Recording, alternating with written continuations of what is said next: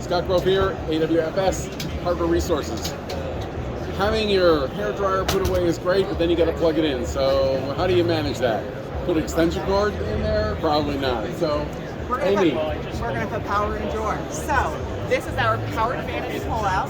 You can put all of your hot tools in here, your hair dryer, your hair curlers, your hair straighteners. Any hot tool will fit in the canisters. It also has a power outlet right here. We have our task power strip.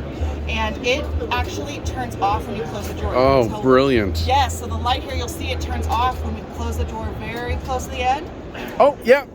Your house won't burn down when you leave your hot tools on. You'll never have to think about, did I turn that off when I left? Right. No, not with this tool. Okay, wow, that's, and what do we call this? Our powered vanity drawer. Power vanity drawer. That sounds like, that's what I need. I need some power vanity. Okay. Thanks, Amy. Thank you. Okay, check them out. Hardware Resources. Okay, bye-bye.